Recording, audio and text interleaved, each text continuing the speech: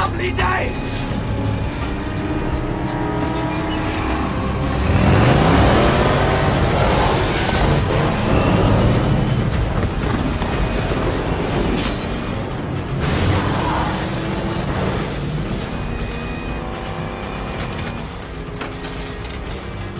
I am the man who grabs the sun! Riding to Valhalla! Witness me bloody! Witness!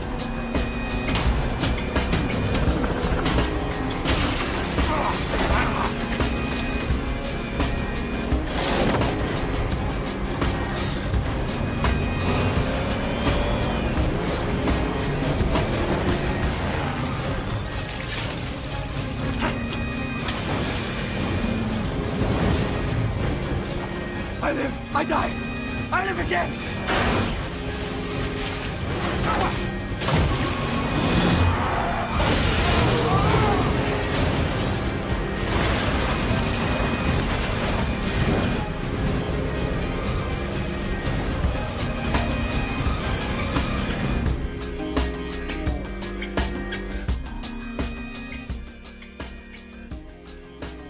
Bonjour à tous et bonjour à toutes. Et bienvenue pour cet épisode 1 de la saison 2 de Synesthésie. Je suis avec Julien. Bonjour Julien. Bonjour. Et Bonsoir. je suis avec Romain. Bonjour Romain. Bonjour. Alors on attaque cette deuxième saison et sachez que si vous voulez réécouter les anciens épisodes de la saison précédente, ils sont disponibles sur la chaîne de Romain, Romain Rimbaud, pas comme le poète, mais R-A-I-M-B-A-U-L-T. Je ne me trompe pas Romain? C'est parfaitement ça. Le lien est de toute façon dans la description ou dans les chaînes amies sur la chaîne Synesthésie. C'est ça. Alors aujourd'hui, on se retrouve pour parler du film Mad Max Fury Road, un film réalisé par George Miller, le bien nommé, qui est né donc en 1945 à Chinchilla, en Australie. C'était bien de le signaler. Oui, et non au Mexique. Et du coup, qui est connu quand même pour la franchise Mad Max, principalement, disons-le, mais qui a également réalisé Babe. Ça, je le savais pas. Et Happy Feet 1 et 2, notamment.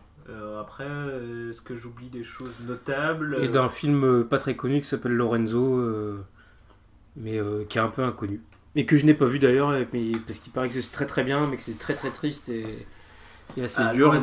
Lorenzo's Oil. Ouais. C'est ça. Donc oui, il n'est pas seulement réalisateur, il est aussi scénariste sur les Mad Max, notamment. Voilà. Et après pour la Pifite, j'avoue que je ne sais pas. Mais aujourd'hui, aussi, ouais. Nous sommes là pour parler de ce film sorti en 2015. Ça fait 5 ans, ça faisait 5 ans le 15 mai, je crois. En 2015, ouais, c'est ça, 5 mai, ouais. Et du coup, c'est comme ouf, tu te dis, parce qu'il est sorti quand il avait 70 ans, donc c'est un film qu'il a fait à 68 ans. Et donc nous avons vu la version Black and Chrome de ce Mad Max Fury Road, donc comme je disais, sorti en 2015. On va commencer par faire le synopsis pour les personnes qui l'auraient pas forcément vu. Après ça va être rapide. Qui se lance? Je suis nul à chier pour les Non. synopsis, donc... Je vais refaire, mais c'est pas... De toute façon, c'est pas très compliqué, on va dire. D'ailleurs, s'il y en a certains d'entre vous qui ne l'ont pas encore vu, c'est bien dommage. Si vous n'avez jamais vu un Mad Max, c'est bien dommage aussi.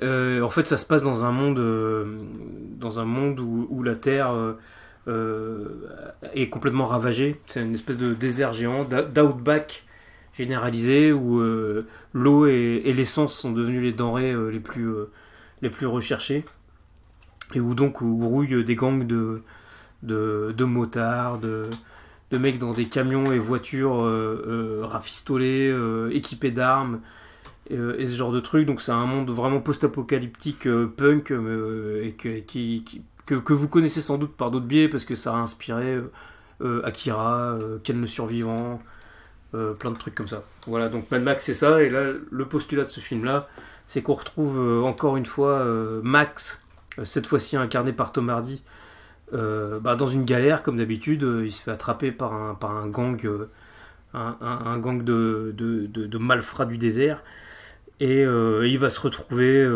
comme dans les films précédents quasiment, embragué dans une histoire où il va jouer sa peau, quoi, parce que ce monde est dur et c'est une lutte permanente. Et là, en l'occurrence, il va être contraint finalement d'aider un groupe de femmes qui tentent d'échapper au joug d'un dictateur qui s'appelle Immortan Joe.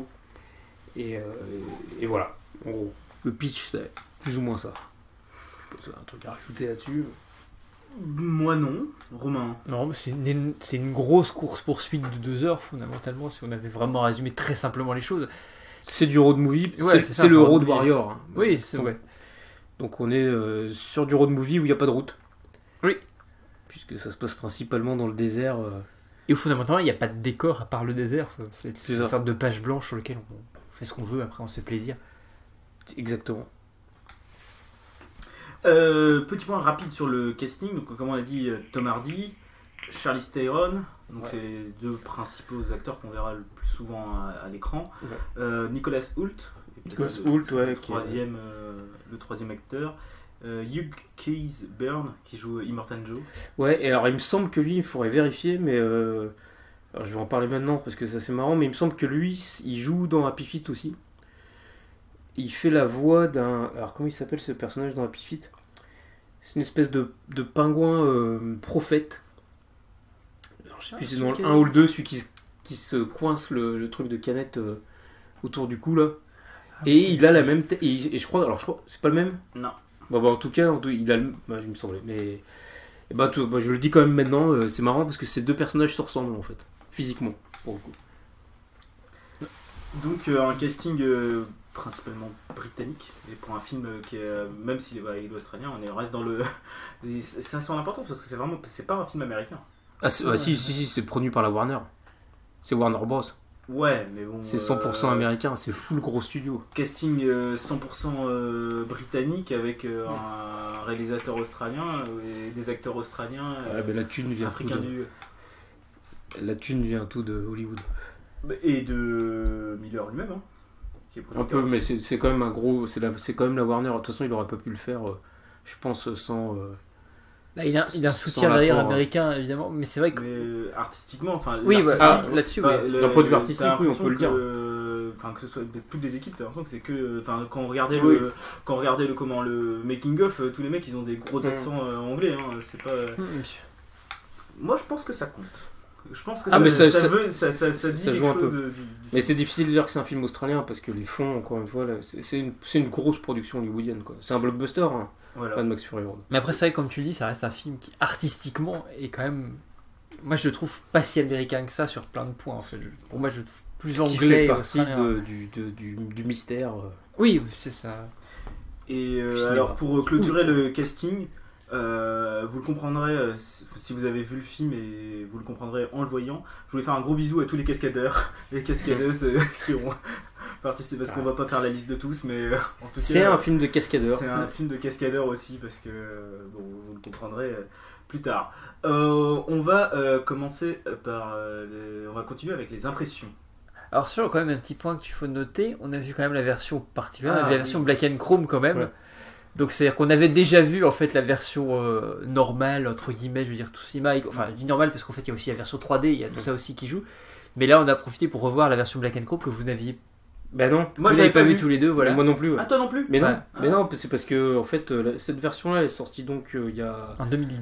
17 ou 17 comme ou ça. 18, Elle est ouais, sortie, elle est sortie un an après la version normale Oui, ça doit en être ça, Blu-ray, ouais. quelque chose comme ça. Et donc, on s'était promis avec Matt de la regarder Ouais, j'ai acheté la sortie. il y a fort longtemps, et moi, j'avais pas revu le film depuis cette période. Donc, ça faisait bien 2 ans au moins 2 ans que j'avais pas revu Mad Max.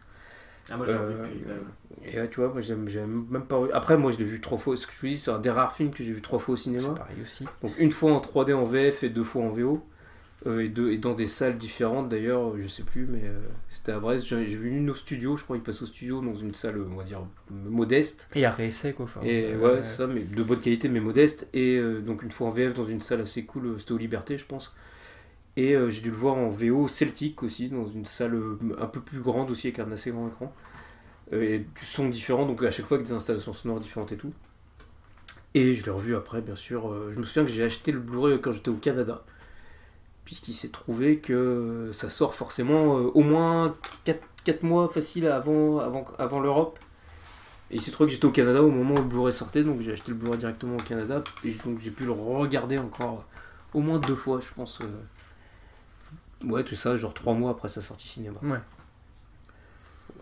Je sais pas pour vous, toi tu l'as vu combien de fois? Une fois, 2 fois J'ai aussi vu une fois au cinéma et après j'ai dû le voir 2-3 fois en version piratée et du coup maintenant. Ouais, Version ouais. Blu-ray, je tiens à le signaler. Non mais c'est, enfin moi j'insiste un peu là-dessus, mais c'est parce que c'est quand même, ça devient de plus en plus rare. Je l'ai fait avec des films avant, mais parce que j'ai moins le temps aussi sans doute, mais des films que j'ai vus 3 fois d'affilée, parce que quand je dis ça c'est dans la même semaine quoi, quasiment quoi. Ouais. Mais c'est un film qui a une très rare. bonne, comme pour le jeu vidéo on dit, des jeux qui ont une bonne rejouabilité. Tout à fait, ouais. Ce C'est film vrai, a une tout à très bonne rejouabilité Ouais. parce que, enfin, pour là, je pense que ça doit être la 4e fois que je l'ai vu et quand même sur une période de temps relativement, enfin sur 5 ans quoi. Ouais. Et mine de rien, enfin il y a toujours des choses, bon, c'est vrai que là il y avait des scènes en plus, ce que tu disais. Oui, il y a un des- petit additif quand même ouais, de quelques. quelques minutes de plus, donc c'est peut-être ça aussi qui donne cet effet-là, mais vraiment l'impression à chaque fois, enfin, c'est touffu, il y a du contenu. Et cette version-là, alors à ma connaissance en tout cas, elle est quasiment passée, elle est pas sortie en France au cinéma. Je crois Parce qu'il y a eu quelques projections, je crois. Ouais, mais à Paris et tout quoi. Oui, voilà, comme Parasite, t'as eu Parce ces que- quelques ouais, projections c'est par exemple, dans les Parce blancs qu'il me semble qu'aux États-Unis, elle a été un peu diffusée dans les salles, mais c'est vrai qu'en France, je pense pas qu'on soit très nombreux à avoir Non. eu la chance de le voir au cinéma, quoi. Ce qui est bien dommage d'ailleurs, parce qu'on va rentrer dedans de toute façon, je pense assez vite. Et on peut commencer par ça. Je pense quand même, c'est que ça apporte vraiment quelque chose. Enfin, oui, ça apporte quelque chose au film dans le sens où ça, moi en tout cas, ça m'a donné. On le disait un moment en regardant le film, c'est que t'as l'impression de voir un autre film, sachant que c'est exactement le même, mais quand même de voir un autre film, quoi, parce que tu ressens pas les choses de la même façon. C'est toujours aussi spectaculaire et hyper prenant et tout, mais ça te donne vraiment des perspectives assez différentes, notamment sur les visages des personnages, moi j'ai trouvé, surtout. Ce qui me vient en tête, notamment, enfin celle qui me reste dans l'esprit, c'est cette vieille dame qui a ses graines là, qui fait partie de la tribu qui essaye de rejoindre, où elle a déjà un visage hyper buriné dans la version couleur, on va dire, mais là il y a vraiment des plans sur son visage où on dirait vraiment, on dirait une statue quoi. C'est vrai qu'elle est très belle. C'est en très, vrai. ouais, voilà, notamment ça m'a vachement marqué. Et ça perd en rien, vraiment, encore une fois, de la patate que ça peut avoir, y compris la tempête de sable.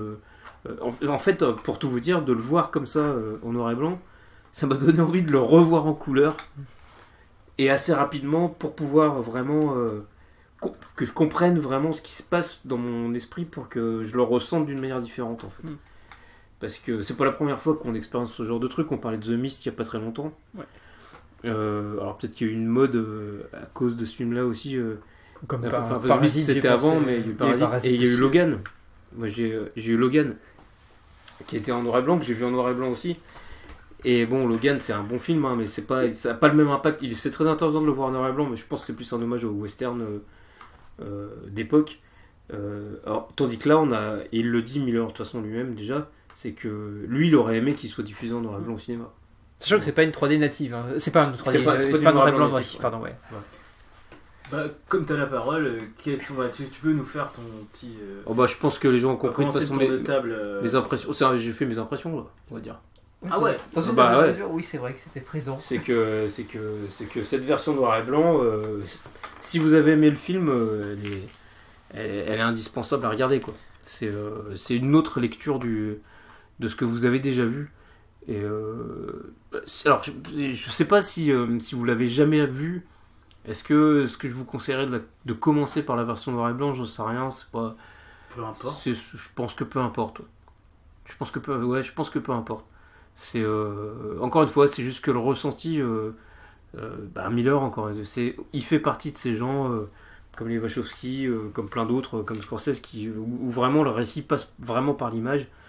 Et le fait que ce soit en noir et blanc donne une autre une autre couleur, c'est le cas de le dire, une autre couleur à son récit, quoi. Une autre couleur à son récit.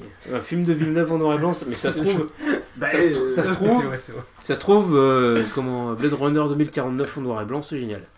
Non, mais. Peut-être. Mais non, mais. On a pas toutes les couleurs flashy et tout, tout, tu vois. c'est bien. Peut-être. Enfin voilà, La mais... musique, tu fais. Ouais. Si tu remets la musique d'Evangelist dessus, déjà, Ouais. ça peut-être que. Tu mets. Ouais, comment ça s'appelait Aménoré. Era. Tu mets Era dessus. Era dessus. On verra avec Dune, putain. Et qui pour le coup devrait être dans les mêmes gammes de couleurs. Oui, de toute façon. Et, non, mais voilà, impression, oui, c'est un excellent film et le fait de l'avoir, c'est pas gadget. Voilà, cette version Black and Chrome, elle est pas du tout gadget, quoi. Elle fonctionne vraiment très très bien, enfin à mon avis, quoi. Professeur Romain. Non mais moi je l'avais déjà vu pour le coup avant. Enfin j'ai dû voir le film 10 fois en fait depuis la sortie en salle, au moins parce que je crois que je le revois tous les 2-3 mois. Si tu l'as revu tous les 2-3 mois, ça fait 5 ans, donc c'est pas. Je sais que et ça enseigne à nos enfants. Plus de 2 fois, ouais. Il est pas prof de maths. Attends. Pas prof de maths, hein, non, clairement. Ajoutons au fait que je suis prof donc j'ai du temps, fondamentalement, donc je peux le revoir beaucoup très souvent, vous avez moins de temps que moi je pense.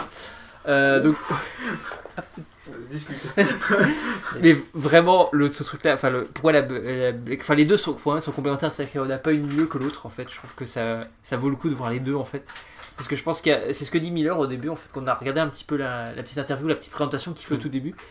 Et je pense que la couleur dans certains cas est plus intéressante dans certaines séquences, met en avant plus de choses.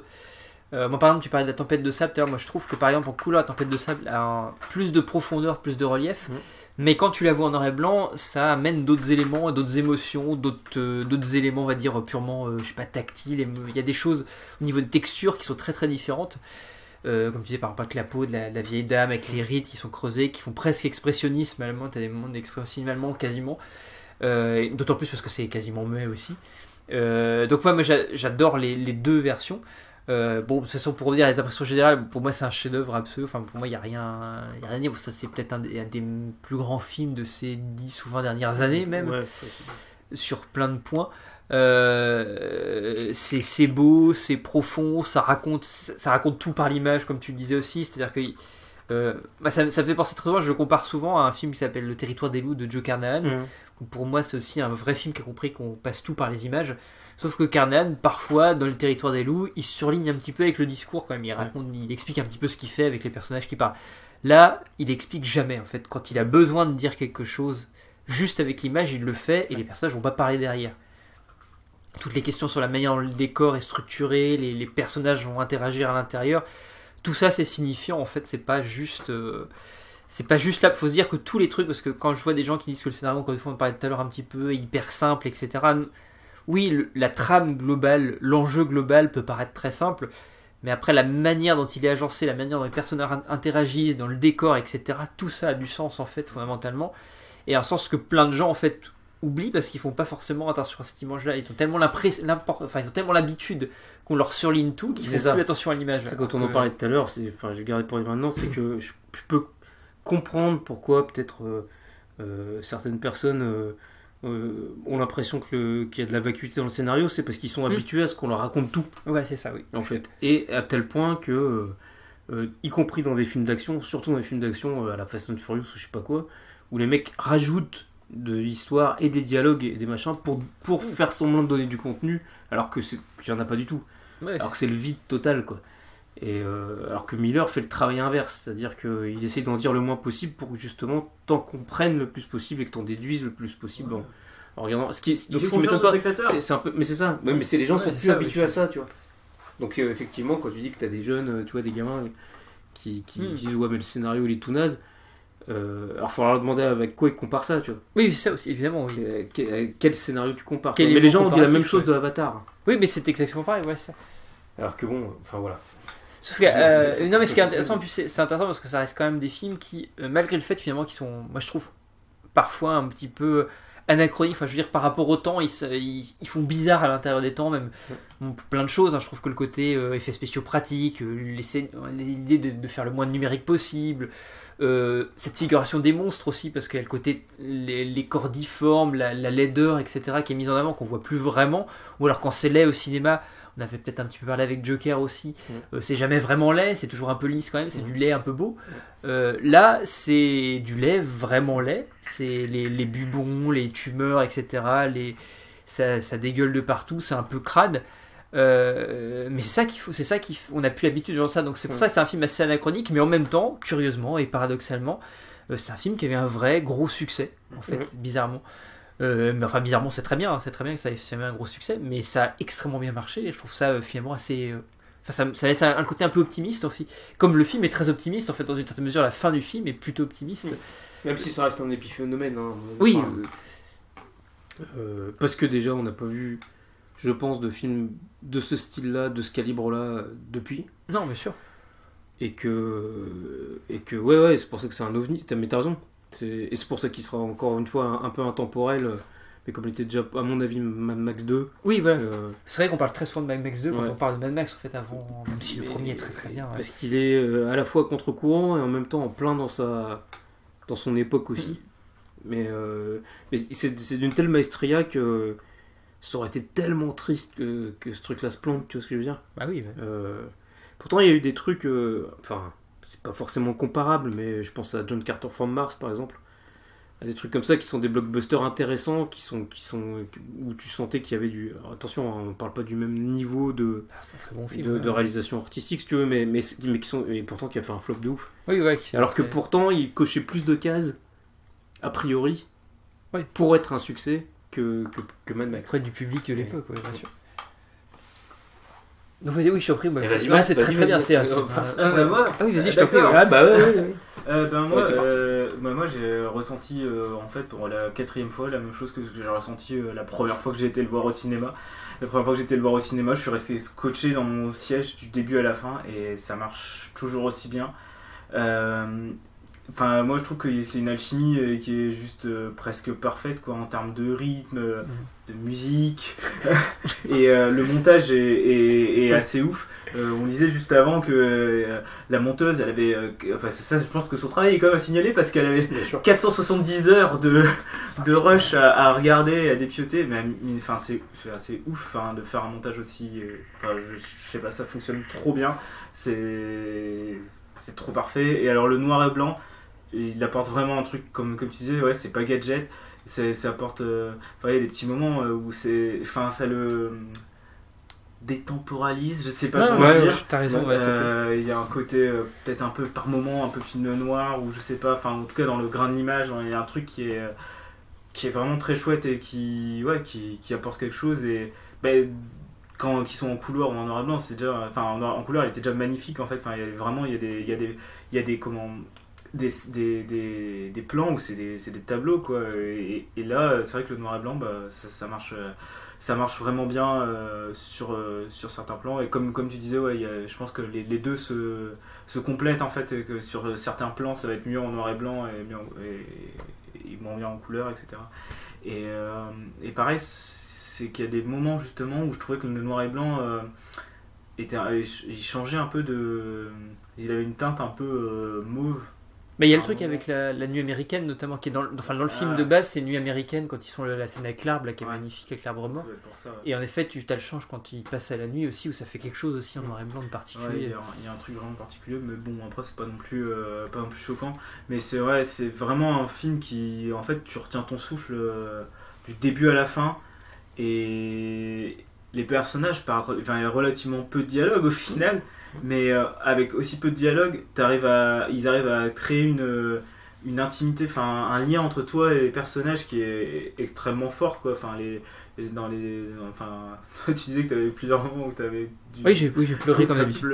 Mais à la fin tu as vraiment des moments vraiment très forts. Et pour revenir par exemple sur Tom Hardy, après avoir vu Capone et en voyant celui-là, quand même il y a quand même un gap quoi, même en termes de performance.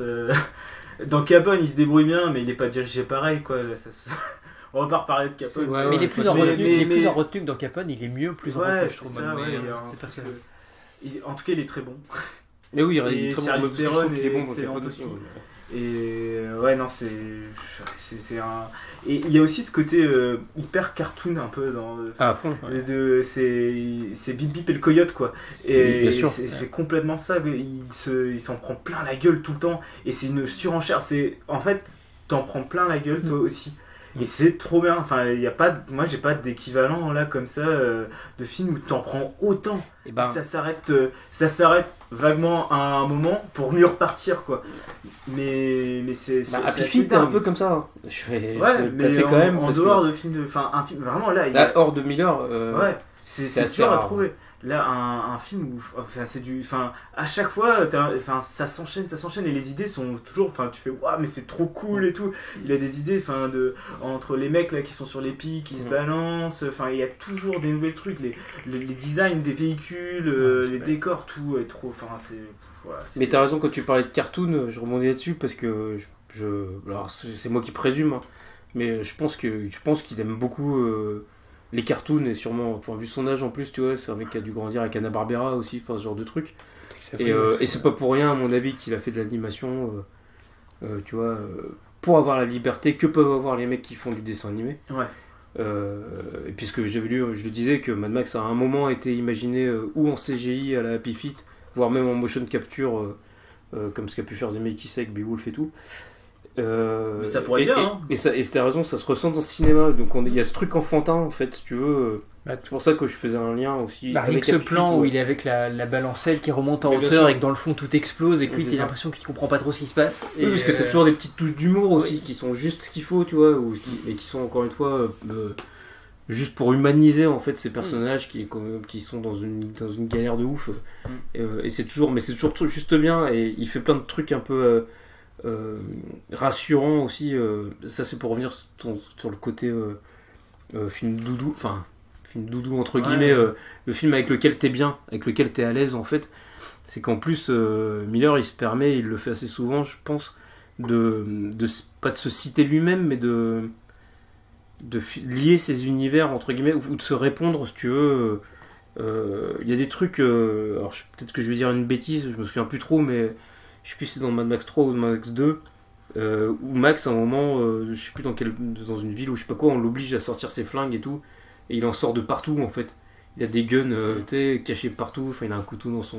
Le mec lui fait, c'est peut-être dans le 2, ouais. Le mec fait tes bottes et tout, et il a un couteau dans les bottes et tout, et il fait la même chose avec Furiosa. Et c'est des trucs qui reviennent assez souvent quand je te dis que Immortan Joe il ressemble au pingouin de prophète j'ai pas vu Happy il a la même coupe de vache, c'est un peu un illuminé comme ça. Il est plus sympathique dans Happy Feet, mais c'est quand même un illuminé qui a quand même des gens autour de lui qui l'adulent et tout. Et c'est sorti avant, ouais. Et c'est pour ça, je sais pas pourquoi, je pensais que c'était le même double, enfin le même. Mais il ressemble beaucoup au personnage de Vernon Wells dans Mad Max 2 aussi, moi je trouve qu'il y a ce côté-là ouais, aussi. exactement. Et donc il y a ce côté réconfortant chez Miller, et c'est pas innocent. C'est qu'il sait que si t'as déjà vu ses films ou que t'es un peu habitué, et comme beaucoup de gens ont vu ses films, en tout cas les Mad Max, c'est une manière aussi de t'attraper et puis de plus te lâcher en fait du coup. Et c'est marrant de parler de trucs réconfortants dans un film qui est aussi au final qui est aussi désespéré. Ouais, c'est super. Le texte de début, c'est vraiment quelque chose de, enfin, c'est un univers vraiment, enfin, c'est notre futur, hein. Le monde sans eau. Ils commencent tous à chaque fois avec le monde, enfin tu vois, ça a été la guerre et tout machin. Il arrive à faire un truc où en fait tout le film est quand même vachement sur l'espoir, sur comment sur les enfants, sur il y a un truc et sur il y a un sous-texte éminemment politique quoi, dans ce film carrément.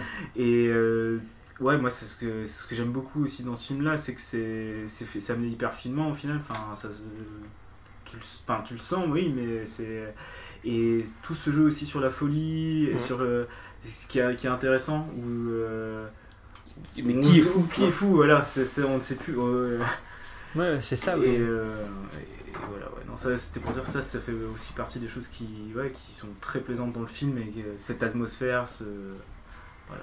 Le truc je suis obligé de rebondir là-dessus, le truc de qui est fou, c'est pour revenir quand même au Mad Max au début. Max c'est un keuf au départ.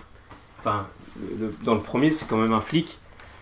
Du coup je fais un rewind, c'est un flic qui se fait buter sa famille. Le monde est déjà un peu parti en couille. Hein. Mais c'est pas, c'est pas vraiment du encore. post-apo encore. Non, c'est pas vraiment. On est au début de la fin du monde, quoi. Ouais. Et sauf que sa famille se fait buter et tout, et du coup il pète un câble. Et va se et venger. il se venge même contre l'autorité de la police et tout, qui est devenue aussi complètement n'importe quoi, un peu à la Robocop. Ou Bah, ça me fait penser beaucoup à ou à la Judge Dredd. Voilà, c'est ça. Ouais, ça fait penser beaucoup à Judge Dredd. Tous ces trucs de ces années-là, là, des années 70-80. Et la folie de Max, en fait, ouais, bah, t'as souvent l'impression que finalement c'est le seul qui est à peu près.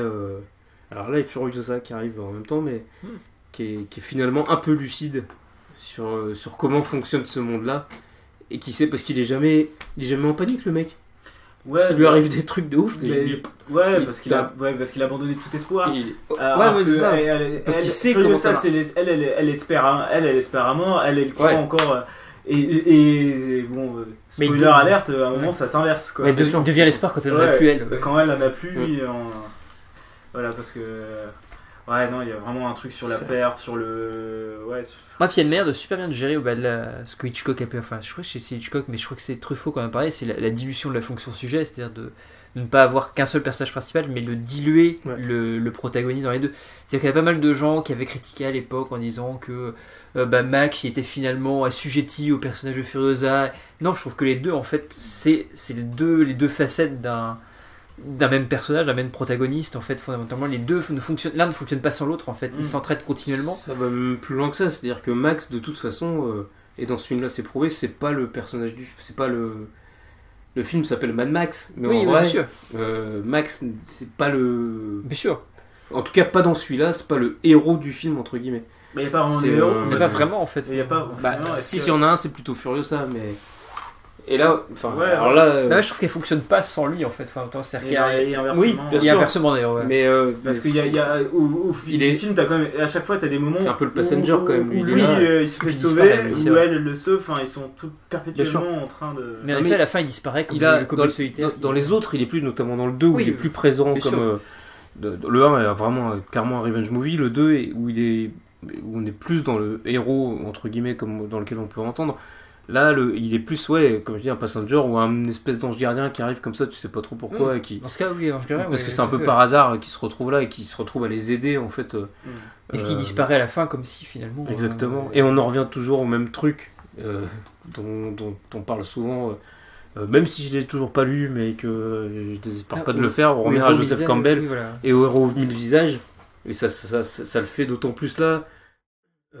Quand on fait les rapports avec Happy Feet ou avec d'autres trucs où on retrouve toujours ce même genre de truc et surtout à la scène de fin où Max disparaît dans la foule et où finalement où déjà le héros a pris peut-être le visage de Furiosa, peut-être le visage du Warboy qui s'est sacrifié qui se sacrifie quand même et toujours avec cette histoire de quête où là en plus ils reviennent au début. C'est vraiment typiquement le cercle. Mais cette fin elle est trop bien, quoi. De la quête du héros, quoi. Et la fin est excellente. La fin est excellente parce qu'il n'y a pas vraiment de. En fait, c'est un happy ending, oui et non. C'est pas le happy ending de tout le monde est ensemble.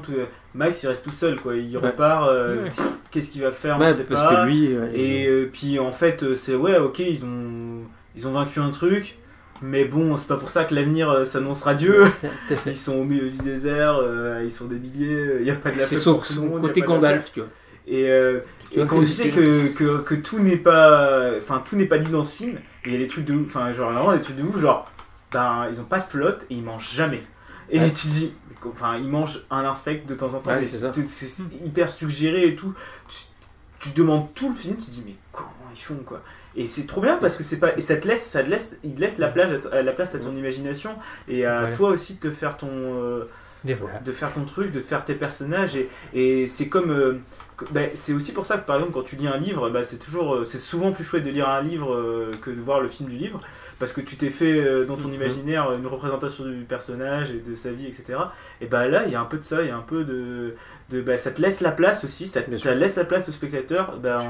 Et c'est peut-être aussi pour ça qu'il peut être parfois clivant, c'est qu'aussi peut-être tout le monde n'y voit pas la même chose. Ça me va de rebondir sur ce que tu dis. Enfin, là, je vais revenir sur un concept dont je parle tout le temps, mais c'est pas grave. Sur la question de la diégèse, en fait, de puissance diégétique, en fait, c'est-à-dire que ce que tu dis, c'est ça, c'est vraiment une diégèse c'est-à-dire qu'on a souvent tendance à dire que le cinéma c'est moins bien que la littérature parce que ça laisse moins de place à l'imaginaire. Au final, là, on a la preuve que si tu poses une diégèse forte, en fait, si tu sèmes une graine dans l'esprit du spectateur, que tu l'arroses avec la narration du film, bah, le spectateur il peut aller expérimenter toutes les autres branches qui vont pousser à partir de ce tronc-là. Et voilà, moi c'est vrai que un des passages, quand tu parles des passages de manger, toutes ces choses-là, moi le passage qui me marque le plus, mais qui est toujours une image, mais que je trouve assez obsédante dedans, c'est le passage j'en ai parlé je sais pas combien de fois même en conférence qu'on avait vu, le passage des échassiers. Mais moi, j'allais en parler. Qui est un passage magnifique. J'allais en parler, je l'attendais dans le film, parce que je me suis vu à quel moment ça arrivait, et ça m'a fait ça au cinéma, et ça me l'a refait encore là, parce qu'il dure. On dirait une peinture de Veliskovitch. Mais voilà. Mais ouais. C'est vrai. Mais le truc il dure 3 secondes. Parce que du coup là, j'étais attentif, tu vois. Et j'ai presque compté dans ma tête. 10 secondes. Hein. Ouais, vite fait, parce que t'en as un qui passe, c'est hyper rapide quoi. Et tu vois le regard de Max qui regarde ces trucs. Il y a un petit sound design de fond quand même, quand tu as le contre-champ sur Max pour te dire qu'ils sont encore là. Et t'en vois un au fond, t'en vois un qui passe au premier plan, mais à partir du moment où le premier rentre dans le cadre, on bascule sur les yeux de Max, qui les regarde en les regardant du style. Et c'est un sacrifice. Qu'est-ce que c'est que ça? Et c'est un sacrifice de Pavlov. Parce que on te dit, ouais, c'est quoi cet endroit et tout. Et après, on se rend compte. Et c'était les terres vertes. Voilà, et c'est ça. Ouais. Mais ça veut dire que t'as ce peuple là des chassiers, moi qui me fait penser aussi à Dark Crystal. Oui, aussi, oui. Et voilà, et comme tu dis, ouais, c'est. Et puis c'est dire que l'univers il s'arrête pas, encore une fois, comme Ce les gens monde est critiquent en vaste. disant, voilà, c'est pas que cette poursuite. Au-delà de la course-poursuite, il y a autre chose, quoi, et c'est beaucoup plus vaste que ça. Et c'est vraiment bien, parce qu'on part encore une fois de quelque chose d'assez restreint et d'assez. Alors, ça, je l'ai entendu quelque part, hein, donc je le répète, mais le premier, encore une fois, t'as des cadres en fait du monde que nous on connaît, si tu veux, qui fait penser au monde de Robocop et tout, tu vois, comme il était imaginé dans les années 70-80. Comment ce serait les années 2000, tu vois, ou dans Los Angeles, oui, chez ou New York 97, ce genre de truc. Mais t'as encore des routes, par exemple, dans le premier. Oui, c'est vrai. Oui. Des routes en béton, je veux dire. Ce que t'as vu ici, pour le coup, déjà. Dans le 2, déjà, t'as des pistes, t'as moins de trucs. Le 3, je sais plus trop. Et là, il n'y avait plus de route du tout, là. Là, c'est le désert total, c'est la plaine. Enfin, il n'y a plus de... Les seules pistes qu'il y a, c'est qu'ils suivent les traces de pneus des gens qui poursuivent, mais t'as plus aucun repère de. Non, t'as pas de panneau, t'as rien. Mon Dieu, on va à l'est. Ok. T'as même plus de vestiges de civilisation. Bah t'as juste les femmes, la femme avec le pylône électrique. C'est le seul truc. C'est le seul truc qu'on voit. Ouais. C'est le seul truc. Parce que dans le 2, t'as encore un petit peu des bouts de. À part les véhicules, t'as des bouts de route. Il y a aucun. T'as aucun bout d'immeuble. Enfin, la citadelle, t'as pas ce côté plein de dessins. Qui est faite avec des morceaux de cuisine, etc. On va passer aux recommandations parce que nous arrivons. Sinon, parce qu'on pourra en parler des heures en fait. Et puis peut-être que ce sera le premier film de la saison 3 parce que peut-être qu'il va ressortir en 4K parce que même moi la version noir et blanc notamment là, moi j'attends comme on l'a pas vu au cinéma, je sais pas si elle est sortie en 4K cette version là. Je sais pas du tout, je sais pas vu si je pense que voilà. Donc ça se trouve ce sera le premier épisode de la saison 3 quand j'aurai une PS5 pour lire les trucs 4K. Donc dans un an et demi. On refera une émission peut-être. On refera une émission de Mad Max en 4K, 3D peut-être, parce que ce serait bien de le revoir en 3D aussi. Et en noir et blanc en 3D. En noir et blanc 3D, ce serait cool. Donc on peut passer au reco. Passons. Qui commence? Bah commencez parce que j'ai un doute sur ma reco, j'ai un doute autour de trucs. Bah moi en fait c'était assez simple. Hein. Moi je vous recommande de regarder Happy Feet 1 et 2, qui sont pour moi, enfin vraiment, je pense que avec ce que fait Pixar, c'est des trucs qui m'ont vraiment touché. J'adore ces dessins animés. C'est hyper bien fait, c'est hyper le message, enfin voilà, le message qu'il y a derrière. On est loin ça s'approche plus de Miyazaki que des trucs cucu qu'on peut avoir chez Walt Disney parfois ou chez d'autres, ou chez DreamWorks, ou des trucs con de DreamWorks ou des trucs, enfin, voilà. Donc ça reste, c'est très bon, c'est très très bien fait, et en plus on voit vraiment que Miller expérimente des trucs au niveau de la réalisation qu'on revoit notamment dans Fury Road, quoi. Des scènes de poursuite, des angles de caméra, des trucs, enfin on voit vraiment qu'ils s'amusent avec ça, et pour moi ça reste alors contrairement à Fury Road, il y en a eu deux mais qui n'ont pas eu le succès à mon avis qu'ils auraient dû avoir. Parce que voilà, enfin mais bref, ça reste du. D'ailleurs c'est DreamWorks d'ailleurs, je crois, qui produit ça. Puis il y a un fond métaphysique qui est ouf. Ah oui mais c'est ça, c'est que c'est très profond. Bah ça rejoint, c'est les thèmes qui sont propres Miller aime bien, c'est toujours pareil sur le comment tu échappes de ton carcan, comment comment tu te retrouves en confrontation avec le monde qui t'entoure parce que t'es un peu différent, parce qu'il t'arrive un truc, une galère ou je sais pas quoi, et comment t'arrives à le dépasser. Encore une fois, un peu toujours le truc de Joseph Campbell, un petit peu, qui est en fond, mais qui est à chaque fois hyper bien développé et hyper touchant et hyper. En plus, il y a de la bonne zik dans Happy Feet. Quand tu le regardes en. J'ai jamais regardé les VF, donc je sais pas comment ça passe, mais quand tu le regardes en VO, il y a de la bonne musique, donc c'est cool. Donc voilà. Ok. Bah j'enchaîne, comme ça te Oui, bah vas-y, Matt. Moi je vais parler d'un film de. Comme c'est comme grandement une course-poursuite, Mad Max Fury Road. Pour rester dans un film avec un rythme un peu équivalent, je pensais à Cours-le-la-Cour, je sais pas si c'est quelque chose, qui est sorti en 98. Film allemand. Un film allemand, ouais, qui se passe à... C'est ça, c'est Tom Tykwer, je ne sais pas qui est le réalisateur. Je vais te dire, Tom Tykwer, exactement. Je sais plus ce qu'il a fait après. Et du coup, ça raconte l'histoire de... le parfum, ouais, c'est ça. Ça raconte l'histoire de Lola qui retrouve du coup un coup de fil de son copain qui est lui livreur, coursier pour un trafiquant. Et sauf qu'il a perdu un paquet avec 100 000 marques, je crois, quelque chose. C'était avant l'euro 100 000 marques 100 000 marques dedans, Oui. et je ne sais pas du tout à combien. Ça se trouve, ça fait pas beaucoup d'euros. Hein.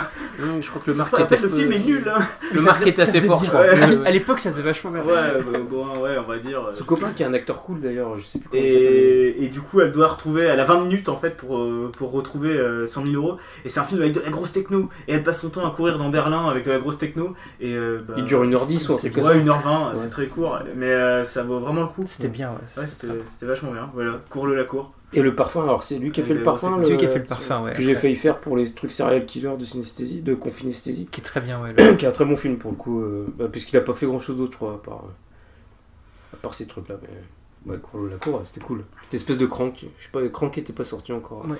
Mais en mieux. Enfin, moins bouffe. En mieux, parce que en plus, c'est un premier film. Moins vulgaire. Qui était longtemps cité comme référence. Par Yann Kounen. Il a travaillé sur Claude Atlas.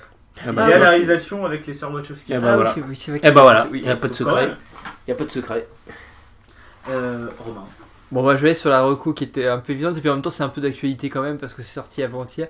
Mais j'ai pas vu pour le coup la série en tant que telle, mais voilà, j'ai envie de conseiller Transpersonnage de Bong Joon-ho, qui pour moi est un des. Il y a une série là qui est sortie, sur Netflix, elle est sortie, le premier épisode a dû sortir le Bong 25. Joon-ho est pour rien, je crois. Alors il est en production avec Park Chan-wook. Ah ouais. Ils sont producteurs tous les deux. Parce que les retours là, les premiers retours Ils sont pas très bons pour l'instant. sont assez mauvais.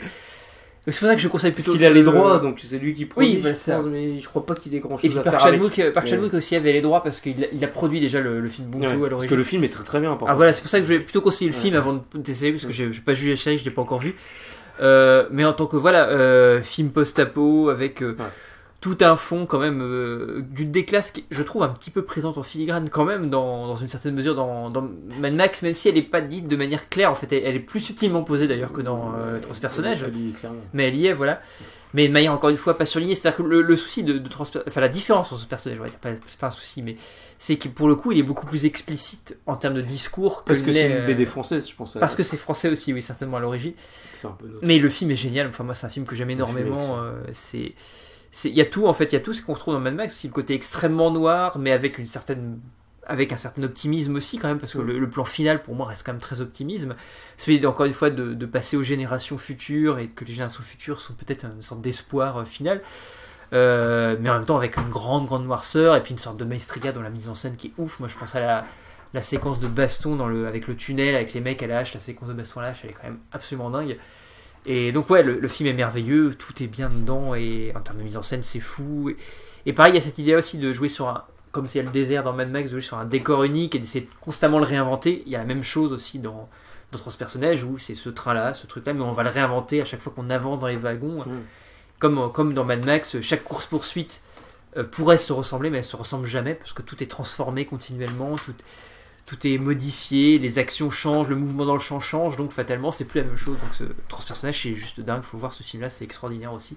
Et comme on disait tout à l'heure, on n'a jamais vécu peut-être aussi fort, moi je pense que Transpersonnage m'a fait autant d'effet en fait quasiment que Mad Max Fury Road en fait sur plein de points. Même si je le trouve parfois un peu plus maladroit, parce qu'il est plus, je trouve qu'il est moins maîtrisé, il est plus bordélique.